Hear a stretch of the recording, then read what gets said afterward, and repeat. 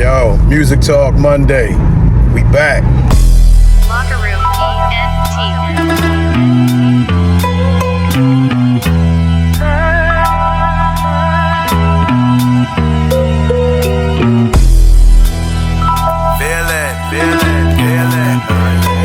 Hey yo, today, this about Drake, Micheal Jackson comparison. First off, there's no comparison. Homeboy don't compare to Micheal Jackson.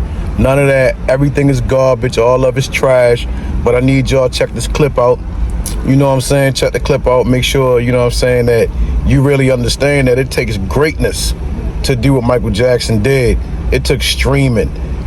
Sale numbers, like product-wise, he's not even surpassing his so-called enemies. So at the end of the day, you know what I'm saying? Y'all gonna see it. Y'all check it out, though. You know what I mean? Shout out to all the villains. Peace to Ronnie and man, yo. You know what I mean? Like I said, I gotta give y'all what y'all need, yo.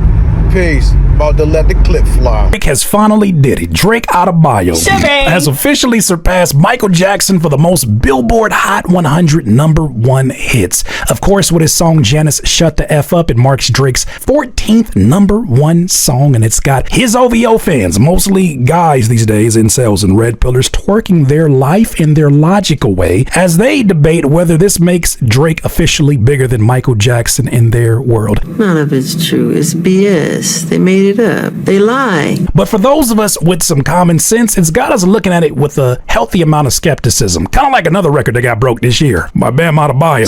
When he scored 83 points to pass up Kobe Bryant's second most points in the game for 81. We'll talk about that in a second. But let's talk about these numbers as it relates to Micheal Jackson versus Drake and why some people are scratching their head at the logic that Billboard has when they determine this. For starters, when we look at this record, on Micheal Jackson's side, you'll see 11 of his 13 are solo hit songs. On Drake's side, only 6 of those are solo songs. When it comes to features and collaborations, Micheal Jackson has 2 to make up the 13. And for Drake, he got about 8 of them collaborations and features. Boy. Somebody gonna have to tell the truth, and I'm gonna tell it.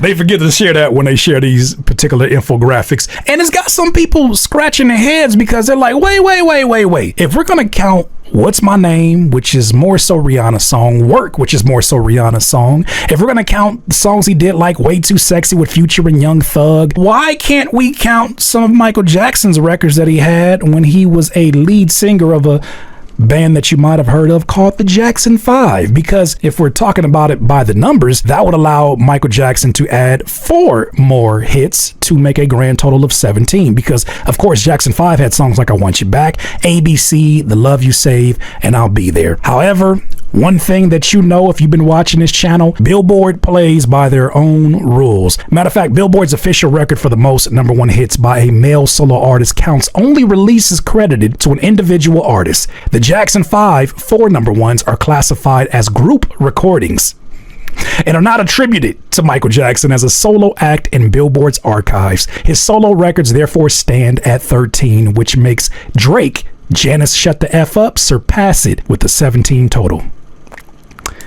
It's not up to me to explain. It's not my rules. So you know the OVOers were going crazy, and you know they baddie of them all had to go celebrate. Look at this. You know he been aiming for this gold. He was sending 100 gigabytes at your head top trying to get to this. He was doing sexy songs for Menzies to get to this particular record. And how did he celebrate? He got balloons and track listing of Iceman on the floor like a bad bitch.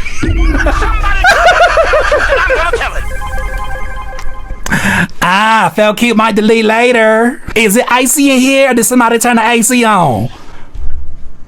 Boy, if you don't look, he has every right to celebrate it because it is an impressive feat. I did find this interesting. One of his own fans put this here in the comments. Based upon the reflections and balloons, this person said, who took the pic and why is my goat alone? Emotional, damn it. Daddy, chill. Don't matter when you're celebrating. Speaking of further celebrations, did you see this? Boy, oh boy, that Canadian loves AI, and he loves doing his own renditions of American legends. He posted this drawing of Micheal Jackson with blue Iceman braids. Under the caption, neck broke from carrying the chain. Back broke. Hey, yo, from carrying the game. Records broken, carrying on my name. Carry on. Carry on. Oh, this nigga was feeling like a bad bitch, didn't we? You can't tell him nothing. Some of us who actually grew up during the Michael Jackson era, some of us who saw it with our own eyes, we watch Moonwalker on VHS. This is absolutely ridiculous to us. Shout out to this creator here on TikTok named Media Liars. I've had enough of Drake and his delusional fan base thinking he's better than Michael Jackson, more popular than Michael Jackson, more talented than Michael Jackson. Sit y'all dusty asses down. That little record that he broke didn't really break it because Michael Jackson had 13 solo singles. Drake had 6 solos. The rest he had to run to Atlanta, run to anybody that would give him some mother clout. So sit y'all mother ass down. And I mean, to her point, it's a lot of colonizing going on there for sure. Somebody gonna have to tell the truth, and I'm gonna tell it. There was no lie. There was no lie in that criticism of him in 2024. 13,000 pure sales. You released 3 albums and you only was able to squeeze 13,000 pure sales out of your audience. Let's talk about that for a second. Let's talk about pure sales, courtesy of Hip Hop Clips 36. Pure sales are the non-streaming portion of sales for a song or album. This includes consumer purchases such as vinyl purchase, CD purchase, or digital download such as iTunes purchase. This indicates strong listener commitment rather than passive listening. Ye's Bully and J. Cole's The Fall Off both had physical count opening week, which they relied heavily on for their first week totals. Kendrick's GNX did not have any physical ship or count first week. So its pure sales came from mostly digital download purchases.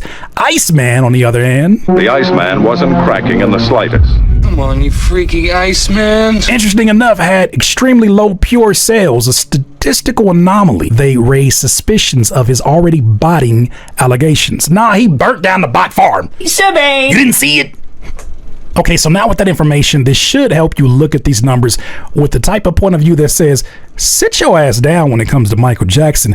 You barely competing on a pure sales with your peers. Botman, yeah, that's Drake. Some people are like, hey, you're gonna have to show me, because you know a lot of folks are celebrating this record, but then some folks are challenging, like Stephanie here on Twitter. She said, so when is the stadium tour coming? Surely a man that just passed MJ can pull off a stadium tour, right? What happened was, all the people who have tried to convince the public he is bigger, this has to be Drake's next move, right? Comparing yourself to Michael Jackson without stadiums under your belt is fraudulent in itself. You don't get to compare yourself to MJ and not have MJ's impact. Well, let's talk about the last time we saw Drake on an arena tour and what that looked like.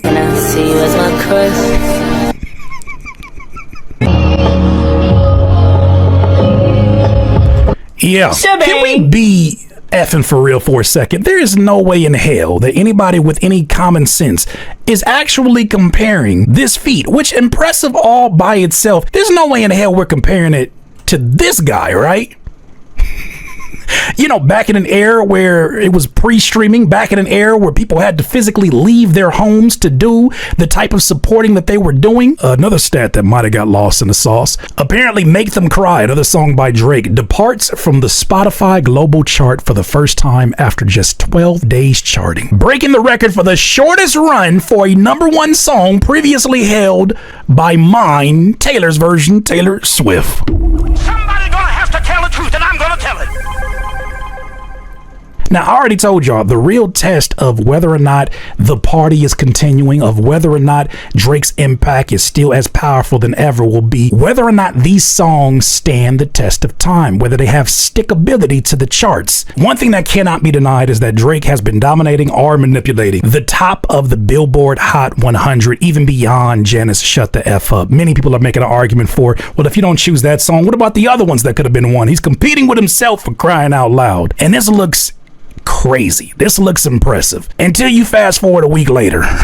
Oh no. Somebody gonna have to tell the truth, and I'm gonna tell it. All them songs of them 43 that were dominating those charts, they're quickly replaced by artists like Ella Langley, Olivia Rodrigo, Olivia Dean, Bruno Mars. Look, I told y'all the ultimate test was going to be not where they appear. I think there was enough curiosity around one of the biggest pop artists / rappers in the game. Enough curiosity was around him to see what is he going to say? How is he going to respond? Is he going to be able to still have the secret sauce? Hey, yo. But it's really telling how these songs are starting to fall by the wayside. But some people are enjoying it so much it is rotting their logic. Here's an example here.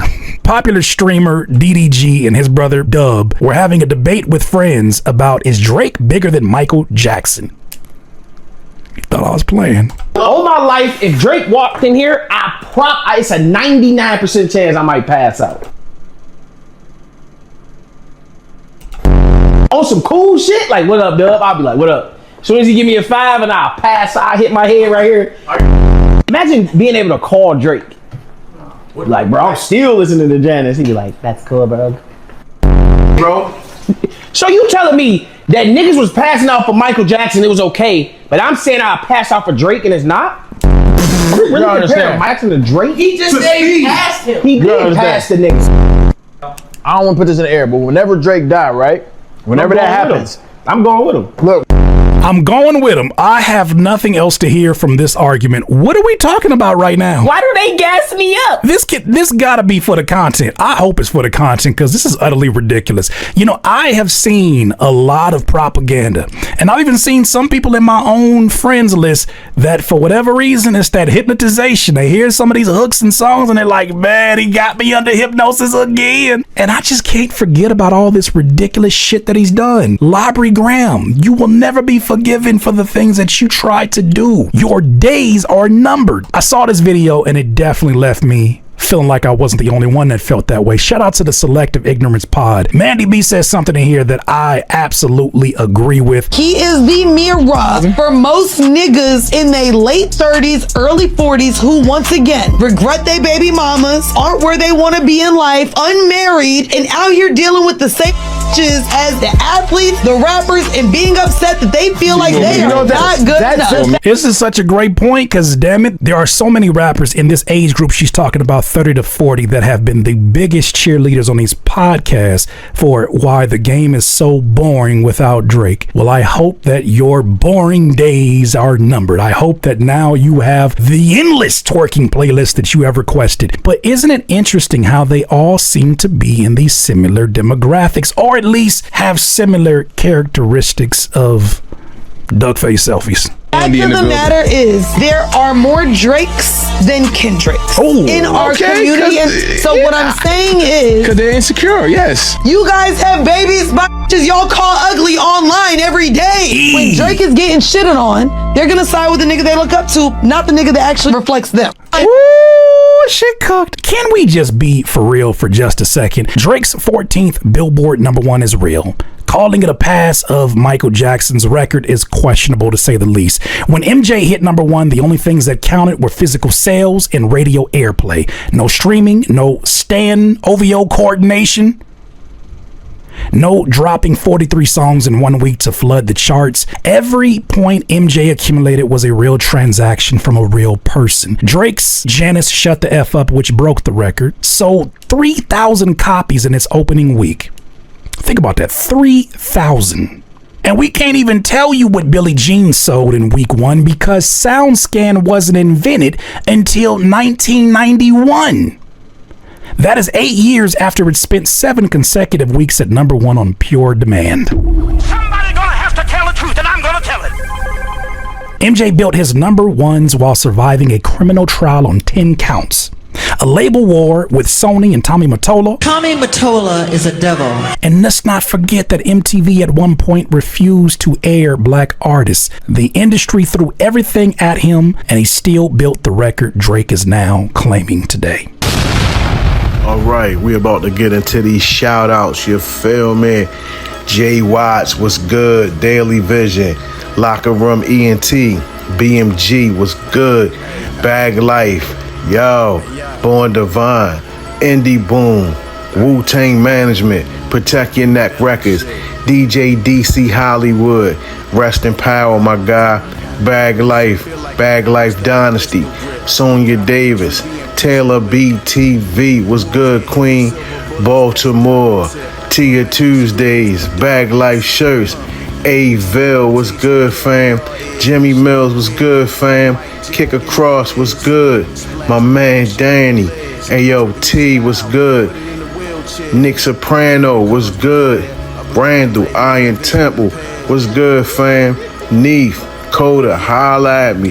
DJ Main, DJ Frank Cola, Wisdom Beats, Sean Torre, Colada, Dr. Dunny, Balti Mega, Singar Superior, Young Damo, Mr. Diesel Fuel TV, Street Legal Entertainment, All the Villains, Amon, Ricky Jacobs, GQ was good. Shouts out. Peace to everybody, you feel me? Hey yo, we gotta keep it moving, protect the gate, we gotta gatekeep all that, you know what I'm saying? Shout out to all the villains once again, we out. Bag Life Villains, nigga.